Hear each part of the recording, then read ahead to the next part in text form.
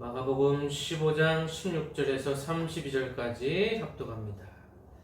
군인들이 예수를 끌고 브라이도리온이라는 뜰 안으로 들어가서 온 군대를 모으고 예수에게 자석옷을 입히고 가시관을 엮어 씌우고 경례하여 이르되 유대인의 왕이여 평안할지어다 하고 갈대로 그의 머리를 치며 침을 뱉으며 꿇어 절하더라. 희롱을 다한 후 자석옷을 벗기고 도로 그 옷을 입히고 십자가에 못 박으려고 끌고 나가니라.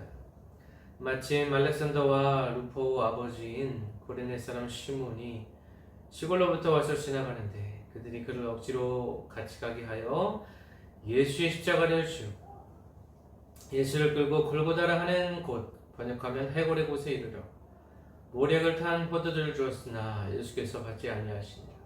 십자가에 못 박고 그 옷을 나눌세 누가 어떤 것을 가질까 하여 제비를 뽑더라. 때가 제3시가 되어 십자가에 못 박으니라. 그에 있는 죄패에 유대인의 왕이라 썼고 강도들은 예수와 함께 십자가에 못 박으니 하나는 그 옆편에 하나는 저편에 있더라. 지나가는 자들은 자기 머리를 흔들며 예수를 모욕하여 이르되 아하 성전을 헐고 사흘에 짓는다는 자여 내가 너를 구원하여 십자가에서 내려오라 하고 그와 같이 대제사장들도 서기관들과 함께 희롱하며 서로 말하되 그가 남은 구원하였으되 자기는 구원할 수 없도다. 이스라엘의 왕 그리스도가 지금 십자가에서 내려와 우리가 보고 믿게 할지어다 하며 함께 십자가에 못 박힌 자들도 예수를 욕하더라. 아멘. 기도합니다. 하나님, 오늘도 주의 말씀을 대합니다. 주의 말씀을 전하고 듣고 받는 가운데 성령께서 함께 하셔서 말씀을 듣는 자들이 살아나게 하시고 십자가의 길을 묵묵히 그리고 겸허히 받아들이고 걸어갈 수 있도록 성령께서 함께하여 주시옵소서. 감사드리며 예수 그리스도의 이름으로 기도합니다. 아멘.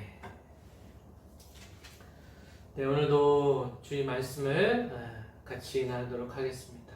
오늘도 예수님께서 고난의 그 과정 속에서, 고난의 그 연속에서 어떻게 대처하시고 또 우리가 예수님을 따른다고 하는 크리스천으로서, 예수님의 제자로서 어떻게 우리의 인생을 살아가야 할 것인지에 대해서 같이 나누겠습니다.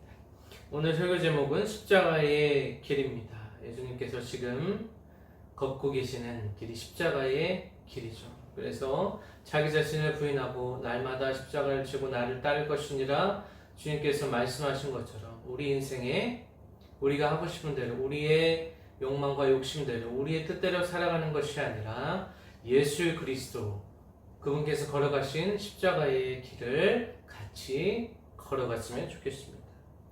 오늘 말씀에 보면 군인들이 예수를 희롱하는 장면들이 나옵니다.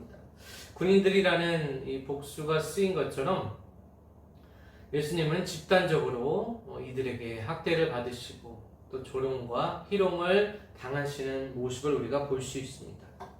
16절에 군인들이 예수를 끌고 브라이도리온이라는 뜰 안으로 들어가서 온 군대를 모았다라고 기록되어 있습니다. 군인들은 빌라도의 점령군이라고 볼 수 있고 이 브라이도리온이라는 의미는 우선은 총독의 개인 경호를 맡은 정예 군사를 얘기하고 또 그들이 묵고 있는 숙소, 곧 그 장소를 얘기하기도 합니다. 여기서 군대라는 것은 로마 군단의 10분의 1 수준이고 후에는 200에서 600명 정도의 대대 규모의 그 부대를 가리키는 것이 이 군대라는 뜻이 되겠습니다. 그래서 예수님께서 집단적으로 학대받으시면서 이제 뜰 안으로 들어가서 온 군대 앞에 주님께서 또 서시게 되는 그러한 과정에 있습니다. 17절에 보면 예수에게 자색옷을 입히고 가시관을 엮어 씌웠다라고 말하고 있습니다. 아마 색이 바랜 군인 망토를 씌웠음을 우리가 추정할 수가 있습니다. 예수님을 희롱할 목적으로 당시 헬라의 왕들이나 로마의 황제가 즉위할 때 이 개선식, 마치 개선식과 같이 자주색 옷과 이 가시관은 또 월계관을 또 의미한다는 것을 우리가 알 수가 있습니다. 먼저 자주색 자색 옷을 입혔다라는 것은 이 자색 옷이 고대에는 극히 드물었기 때문에 가장 비싼 염료로 만들게 됩니다. 그만큼 값이 많이 나가게 되는 것이죠. 또한 이 자주색이라는 것은 로얄 패밀리를 의미합니다. 곧 왕족을 상징하는 것이죠. 그래서 이 자주색도 유대인의 왕이라는 그 프레임을 예수님에게 희롱의 목적으로 씌우는데 이런 역할을 하게 되는 것이고, 이 가시관이라는 것은 대개 정복자, 또 영웅, 또 승리한 운동선수에게 씌워주는 월계관이라는 것이 있습니다. 이것을 희롱의 목적으로 가시면류관을 주님께 씌워드리는 그런 모습을 우리가 보게 됩니다.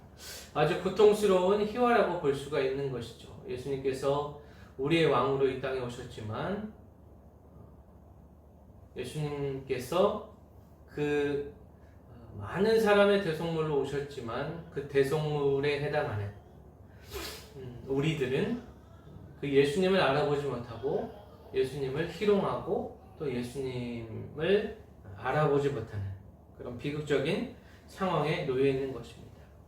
또 18절 경내하여 이르되 유대인의 왕이여 평안할지어다 하고 라고 기록되어 있죠. 마찬가지로 경내한다는 것, 또 유대인의 왕이여 평안할지어다 라고 하는 것도 희롱의 우롱의 연장선이라고 볼 수 있습니다.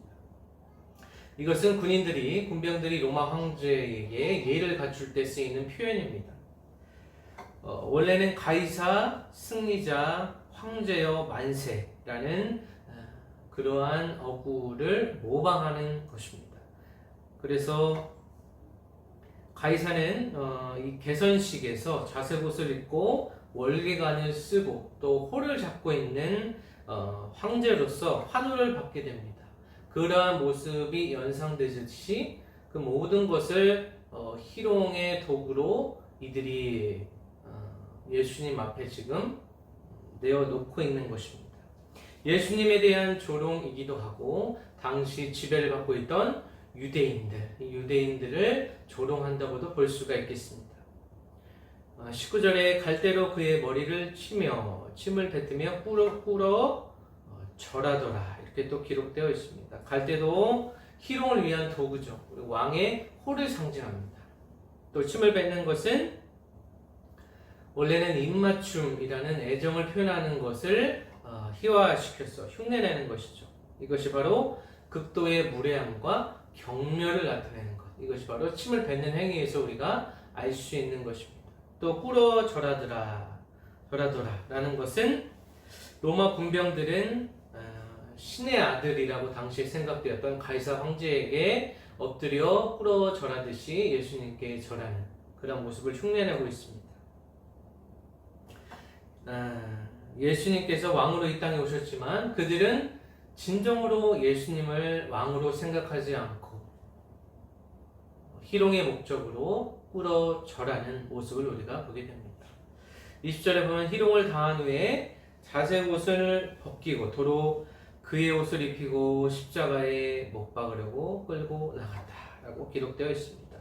희롱하는 장면이 마무리 됩니다. 희롱하다는 것은 종종 잔혹하게 다룬다라는 의미를 가지고 있습니다. 그래서 여기에는 더욱 자세히 기록되어 있지는 않지만 그들이 예수님에게 얼마나 많은 가혹하고 잔혹한 행위를 하였는지를 우리가 유추해 볼 수가 있습니다. 이러한 조롱은 십자가형의 전주곡이라고도 볼 수가 있죠. 그래서 예수님의 모습은 우리가 이사야서의 고난받는 종을 연상하게 합니다. 이사야서 50장 6절에 보면 나를 때리는 자들에게 내 등을 맡기며 나의 수염을 뽑는 자들에게 나의 뺨을 맡기며 모욕과 침 뱉음을 당하여도 내 얼굴을 가리지 아니하였다라고 미리 예언하고 있습니다. 그래서 예수님의 모습은 성경의 그 예언을 성취하는 모습으로 또 하나님 아버지에게 온전히 철저하게 순종하시는 예수님의 모습을 우리가 볼 수 있게 됩니다. 또 십자가라는 것은 당시에 가장 잔인하고 참혹한 징벌이었습니다. 피게로라는 사람은 모든 전제주의 정권은 공포의 장치가 필요했는데 십자가형은 로마의 공포 장치이자 희생자에게 고통과 수치를 가하는 악명 높은 형벌이다 라고 말했을 정도로 당시 가장 심한 징벌이 무엇이냐 라고 했을 때 이 십자가형을 얘기하곤 했습니다. 그래서 이 십자가형을 당하는 사람에게 수치와 모욕 그리고 끔찍한 고통, 극렬한 고통을 선사하는 동시에 그것을 바라보고 있는 많은 대중에게 경고의 메시지, 위협의 메시지, 또 통제의 메시지를 전달하고 있는 것입니다. 그래서 보통 십자가형은 벌거벗긴 채 나체로 진행되었기 때문에 그것을 당하는 사람은 수치와 모욕을 느끼게 됩니다. 그래서 예수님께서 이러한 수치와 모욕, 가장 끔찍한 형벌을 당하신 이유에 대해서 우리가 계속해서 생각해 봐야 될 것입니다. 예수님께서 왜 이렇게 수치와 모욕을 참으시고 끝끝내 십자가의 길을 걸어가시게 되는가? 이것은 바로 우리의 죄의 문제인 것입니다. 우리의 죄의 문제로 인하여서 예수님께서 하나님의 뜻에 따라서 철저하게 순종하는 모습입니다. 21절에 보면 이제 그 이후로 십자가에 못 박히시는 예수님의 모습이 이제 나와 있습니다. 21절에는 구레네 사람 시몬이라는 사람이 등장합니다. 이 사람이 예수님의 짐을 덜어주게 되죠. 예수님이 십자가를 강제로 이제 지고 가는 그 가운데 그 이전에 채찍질을 당하시고 고문당하셨기 때문에 육신적으로 많이 쇠약해져 있는 상태였기 때문에 이 십자가, 이 가로대를 들고 가기에는 예수님께서 체력적으로 힘드셨을 것입니다. 그래서 강제적으로 또 징발하여서 구레네 사람 시몬에게 이 십자가를 지우게 되는 것이죠. 그래서 시몬이 징발된 것은 로마의 강제 징집에 대한 한 예가 됩니다. 그리고 보통 선고받은 이 사람이 십자가의 이 가로대를 파티블룸이라고 합니다. 라틴어로. 이 파티블룸을 직접 운반하고 또 처형이 집행되는 곳에서 이 세로 기둥, 선 기둥에 이제 묶이게 됩니다. 묶이고 또 못으로 이제 박히게 되는 것이죠. 그래서 운반자가 필요하다는 것, 이것은 선고받은 그 사람이 육신적으로 아주 처참한 모습이 되었을 가능성이 크다고 볼 수가 있게 되는 것입니다. 그래서 22절에 예수를 끌고 골고다를 하는 곳에 이르렀다라고 했습니다. 이 골고다는 아람어로 해골이라는 뜻이죠. 해골에 해당하는 아람어가 곧 골고다라고 볼 수 있습니다. 그래서 로마인들은 십자가형을 진행할 때 되게 사람들이 대중들에게 쉽게 노출될 수 있는 장소를 택해서 그 십자가형이 진행되는 그 과정을 모든 사람이 지켜볼 수 있도록 했다고 합니다. 그래서 그 행위를 대중의 구경거리로 또 그 대중을 통제하고 관리하고 지배하려는 목적으로 또 경고의 메시지를 주면서 십자가형을 진행시켰습니다. 23절에 모략을 탄 포도주를 주었으나 예수께서 받지 아니하셨다. 예수님께서 왜 받지 아니하셨을까요? 모략을 탄 포도주는 의인의 고난을 상징합니다. 고통스러운 자에게 마실 것을 주는 것은 성경 자체에 뿌리를 두고 있습니다. 잠언 31장 6절 7절의 말씀, 독주는 죽게 된 자에게, 포도주는 마음에 근심하는 자에게 줄지어다. 그는 마시고 자기의 빈궁한 것을 잊어버리겠고 다시 자기의 고통을 기억하지 아니하리라 라고 기록하고 있습니다. 처형당하는 자들에게 자비를 베풀어야 한다는 그 전통을 정당화하는 근거 본문이라고 볼 수 있습니다. 모략은 보통 마취제로 언급되지 않지만 포도주와 결합되면 유사한 효과를 내게 된다고 합니다. 원시적인 진통제라고 볼 수가 있는 것이죠. 이 군인들, 예수님을 끌고 가는 그들이 예수님에게 이것을 허락한 것은 예수님에 대한 배려가 아니고 오히려 희롱의 연장이라고도 볼 수가 있는 것입니다. 대개 왕에게, 또 다른 측면에서 보면 높은 자들에게 극 진상의 이제 포도주를, 아주 좋은 포도주를 내어주는 그런 관습이 또 있었기 때문에, 다른 의미로 해석하자면 예수님을 유대인의 왕이라고 칭했던 그들이 희롱의 의미로 포도주를 건네주었을 가능성도 있다고 우리가 볼 수가 있습니다. 예수님께서 왜 이 잔을 거부하셨을까요? 또 예수님께서 왜 이 잔을 거부하셨냐라고 우리가 추측해 보자면, 하나님 아버지께서 허락하신 이 고난의 잔을 기꺼이 예수님께서 짊어지시고 마시는 그 과정이라고 볼 수가 있습니다. 그리고 온전한 정신에서 이 하나님의 뜻을 성취하고자 하는, 하나님의 뜻에 철저하게 순종하고자 하는 예수님의 모습을 우리가 보게 되는 것입니다.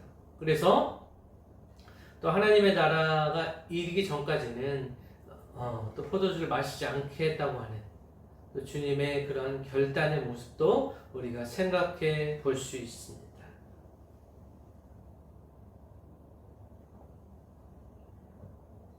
24절 말씀, 십자가에 못 박고 그것을 나눌세 누가 어떤 것을 가질까 하여 제비를 뽑더라. 십자가에 못 박힌다는 것은 구약의 전통에 따르면 나무에 못 박힌 자는 저주받은 자라고 우리가 생각할 수가 있습니다. 그래서 저주를 받는 자가 십자가형에 처해진다는 것이죠. 고난받는 의인의 원형이라고도 볼 수 있습니다.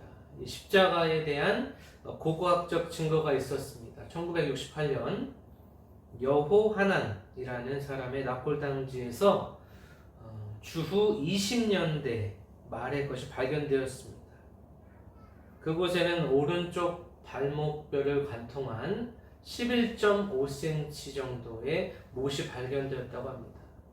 이것으로 유추해 보았을 때 우리가 추정해 보면 예수님께서 11.5cm라고 하는 그 큰 못에 예수님께서 박혀서 십자가에 달리셨음을 우리가 유추해 볼 수가 있습니다. 그 극심한 고통 가운데서도 끝끝내 숨 지시기 전까지 그런 고통을 감내하신 예수님과 예수님의 그 희생과 그 고통을 우리가 생각해 볼 필요가 있다는 것입니다. 제비를 뽑아서 옷을 나누어 갖는다는 의미는 시편 22편 18절에 그 말씀을 인용한 것입니다. 그 말씀에 보면 내 겉옷을 나누며 속옷을 제비 뽑았다 라고 성경의 성취를 추적하고 있는 이 마가의 기록을 우리가 또 보게 됩니다. 옷을 비롯한 십자가 처형을 당하는 사람의 그 물건을 나누는 것은 당시의 관례였기 때문에 이들이 이와 같은 행동을 취했다라고 볼 수가 있는 것입니다. 그래서 예수님께서 아주 벌거벗겨진 채로 나체 상태로 이제 십자가에 25절 보면 때가 제3시가 되어 오전 9시 정도를 가리킵니다. 오전 9시 정도에 십자가에 못 박히시게 됩니다. 그 위에는 유대인의 왕이라고 썼고 또 강도들을 예수와 함께 십자가에 못 박으니 하나는 그 옆에는 하나는 좌편에 있더라. 이 강도는 당시에 보면 열심당이라고 우리가 추측할 수도 있고 또 당시 정치적인 반역자, 바라바와 같은 그런 자들이라고 볼 수가 있습니다. 그래서 예수님이 극악무도한 이런 강도들과 함께 같은 십자가에 매달려 계신다는 것이죠. 십자가에는 원래는 우리가 달려야 됩니다. 우리의 죄 때문에 죽을 수밖에 없는 운명, 우리의 그 수많은 죄, 우리의 마음의 죄, 또 행위의 죄 때문에 우리가 달려야 되지만 예수님께서 많은 사람들의 대속물로 오셨기 때문에 예수님께서 지금 달리고 계십니다. 28절에 없음이라고 기록되어 있지만 다른 사본에는 기록된 바 저는 불법자의 동류로 여김을 받았다 한 말이 이루어지느니라 이렇게 기록되어 있습니다. 또 불법자와 함께 인정함을 받았다 한 성경이 응하였느니라 이렇게 또 기록되어 있습니다. 그래서 예수님께서 자기 비하를 통하여서 죄인의 자리에 친히 그 자리까지 내려오시게 됩니다. 예수님의 자기 비하, 예수님께서 철저하게 자아를 부정하시고 그 메시아 되시고 그리스도 되시고 왕 되시고 우리의 유일한 대제사장 되신 그분께서 우리를 위하여 자기 비하를 통하여서 십자가형까지 내려오시게 된 것입니다.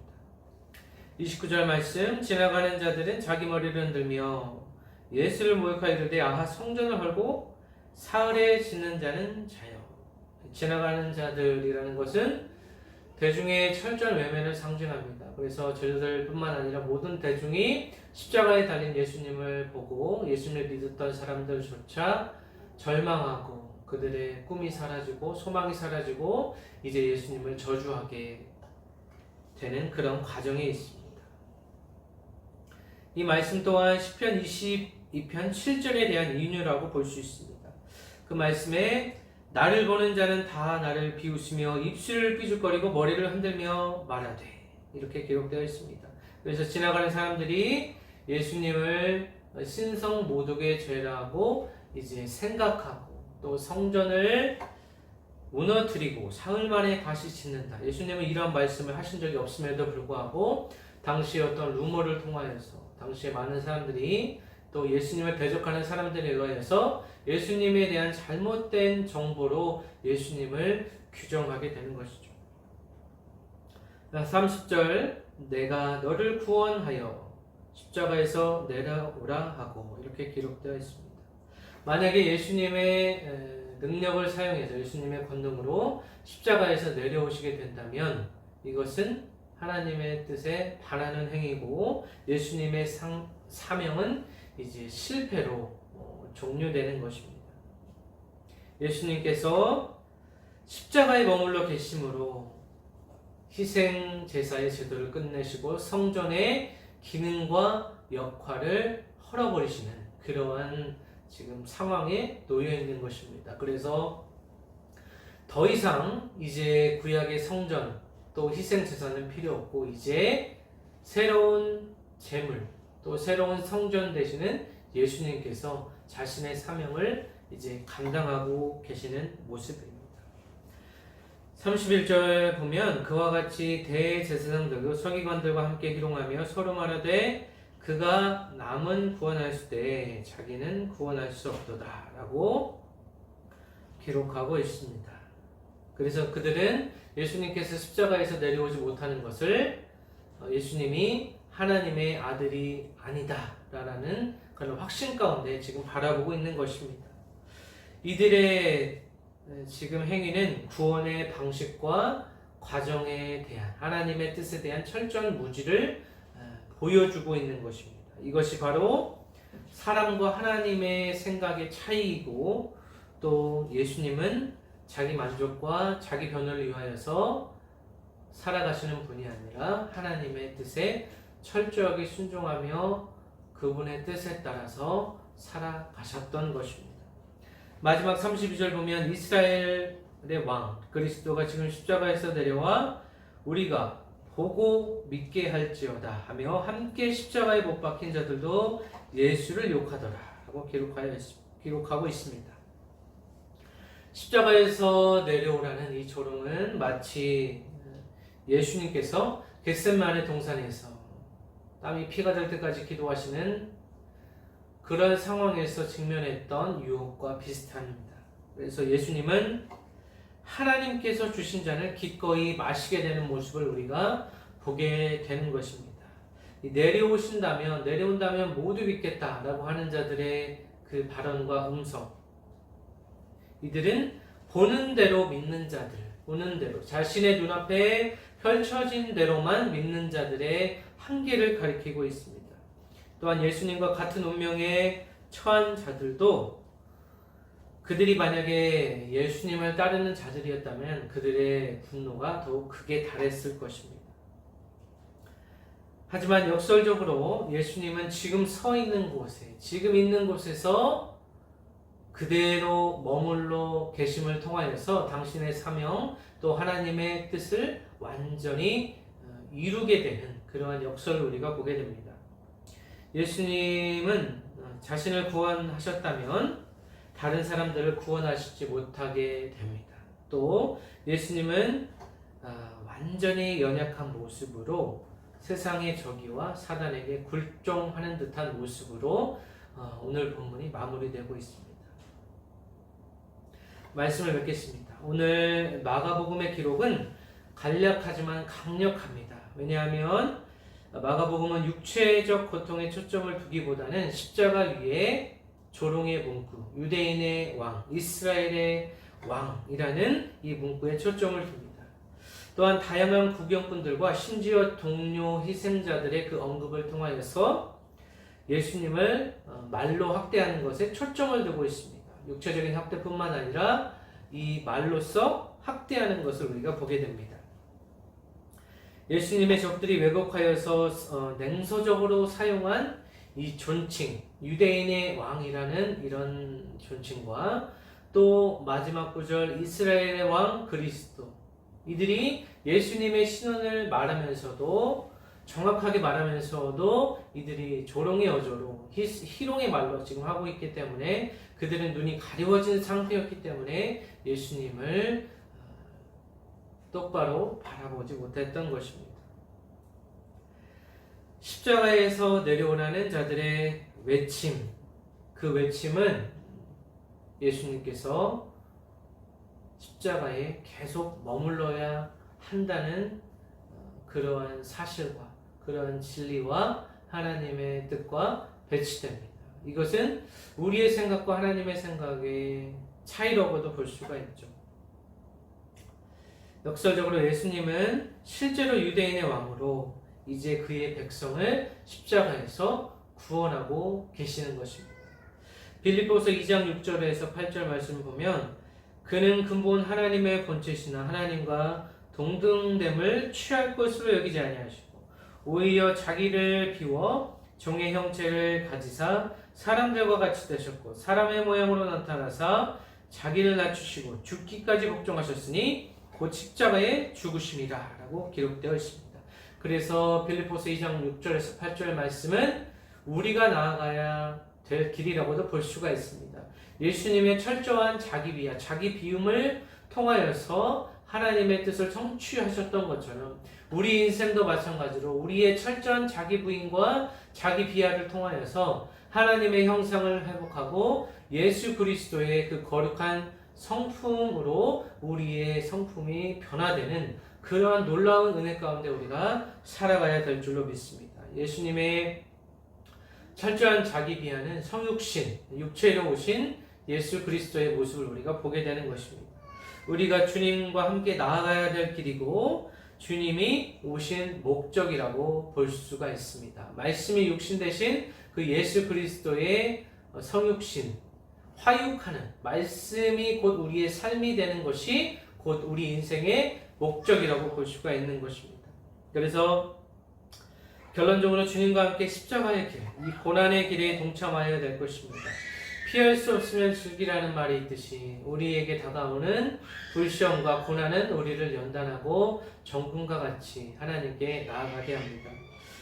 예수님의 대적자들은 또한 자신들의 눈에 비춰지는 사실이 아니면 철저히 그것을 믿지 아니하고 그것을 부인하고 자기가 본대로만 믿는 아주 연약하고도 얇은 믿음을 소유하고 있습니다. 우리의 믿음은 어떠한 것입니까? 히브리서 11장 1절의 기록과 같이 믿음은 바라는 것들의 실상이요 보이지 않는 것들의 증거라고 말하고 있습니다.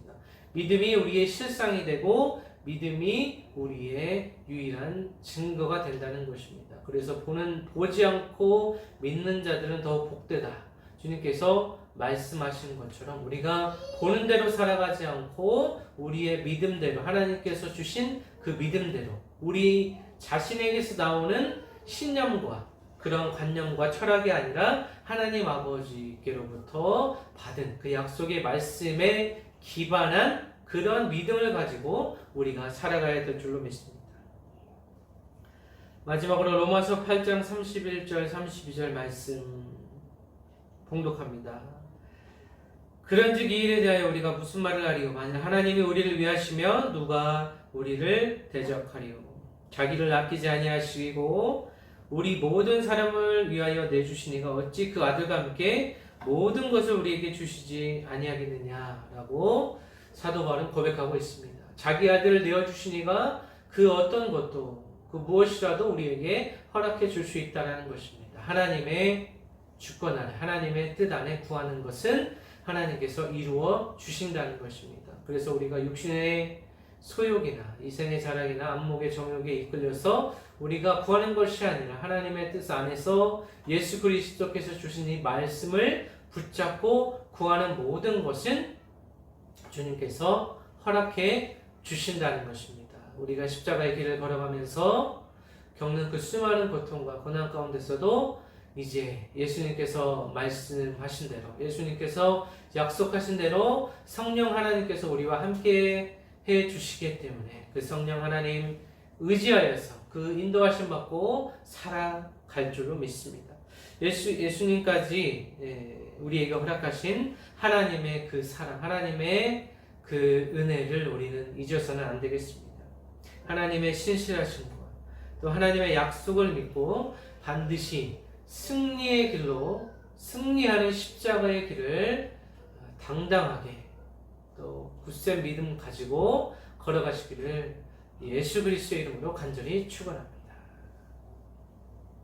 기도하겠습니다. 아버지, 부족한 종이 말씀을 전했습니다. 예수님께서 그 수치와 모욕을 참으시고 십자가의 길을 걸어갔던 것처럼 우리가 인생길을 걸어가면서 우리에게 다가오는 불시험을 이상하게 여기지 말고 날마다 자기를 부인하고 십자가를 지고 주님 앞에 승리의 길로 주님 앞에 믿음으로 화답할 수 있는 우리 모든 성도가 되기를 원합니다. 그들의 가정과 직장과 모든 삶의 인터 가운데 하나님의 은혜가 함께 있을 줄로 믿습니다. 감사드리며 살아계신 예수 그리스도의 이름으로 기도합니다. 아멘.